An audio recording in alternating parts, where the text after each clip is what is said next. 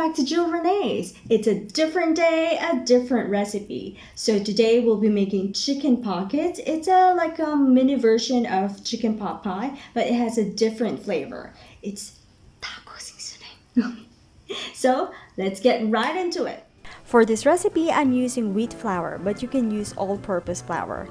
Mix together the flour and the salt and add in the oil. This should look like a wet sand after, so don't worry if it seems like it's not sticking together. Gradually combine 1 tablespoon of cold water at a time until you stretch out the dough without breaking it right away. Place the dough in the fridge and set aside. Now let's prepare the fillings. I will place these ingredients in the description box. So finely chop the onions. Smashing the garlic with the side of the knife and pounding it with your palm will make it easier to peel off. Then proceed with chopping it finely.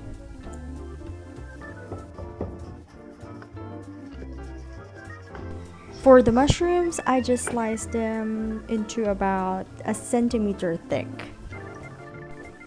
And now the main ingredient, the chicken. I only use 1 chicken breast for this recipe. I boiled it until it's cooked. Slice it and shred it using 2 forks, but you can always use your hands once it cools down. Now prepare our pan with a little bit of oil and saute the garlic and the onion. Once it browned, add in the chicken, then the mushrooms. I season this with taco mix. I only use half of the packet.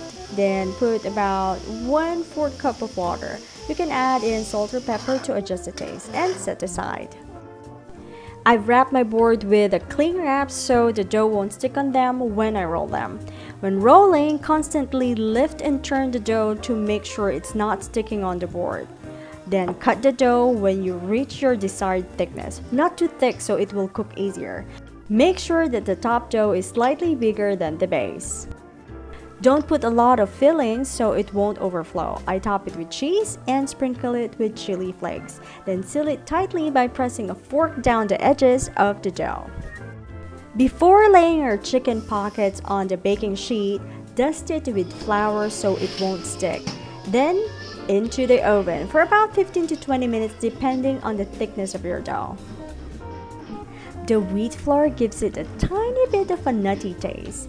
It's flaky like a cookie instead of bready texture, which I prefer. And the taco seasoning goes a lot better with the cheese. I hope you like it. Thank you for watching.